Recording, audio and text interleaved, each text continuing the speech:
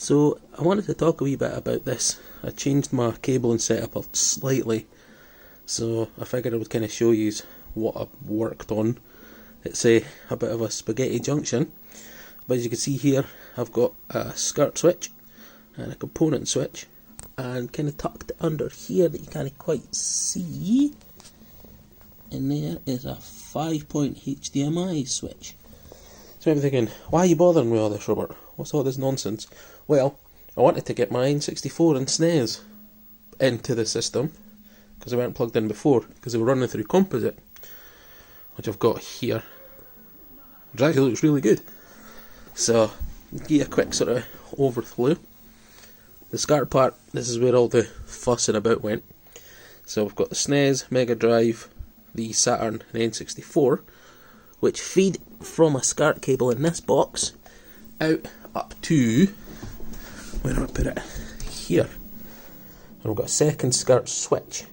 Now from here, this feeds back down into the OSSC, which is currently not on, which then feeds to my capture card for all my 240 content, apart from the N64. The other one is this here, my component cable, which runs into the component connection on the side of the CRT, which is what's given me this picture I've got now, which is actually surprisingly decent.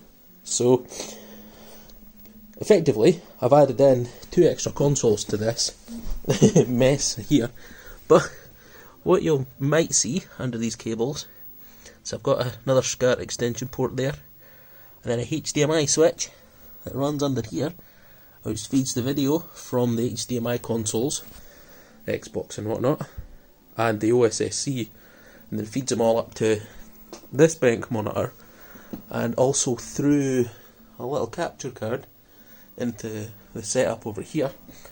And then on top of this, the composite leads are also lead into my other capture card, which is the Elgato Game HD, which is for composite video there. So between all this messing around, I basically get the connections running from all of these systems. So SNES, Mega Drive, N64, Saturn, Dreamcast, PS2, Xbox, and then Xbox 360, Wii U, PS3, and then over here would be where my PS4 is, but it's downstairs, Xbox One and Switch. And then those all feed through the myriad of things into the computer for streaming and recording stuff, mostly streaming. But yeah, that's kind of the whole. I spent like 2 hours rejiggering this to add in 2 extra SCART ports.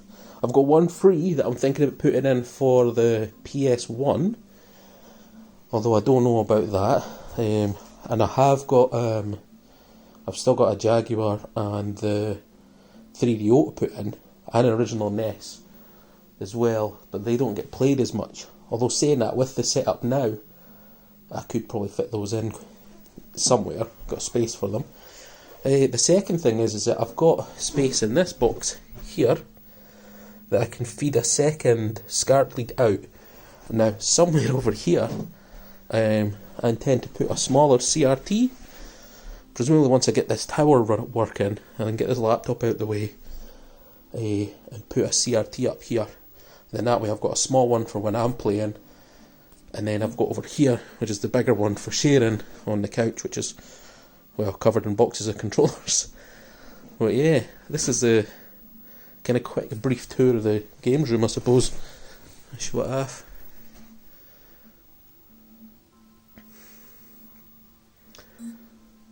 Yeah, it's a bit janky, and a lot of it's still kind of to be worked on. Well, I say a lot of it, the core of it's there, it works.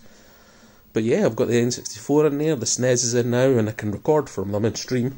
They don't look as good because they're not getting upscale through the OSSC, but I'm hoping to pick up a RetroTink 2X Mini in the new year.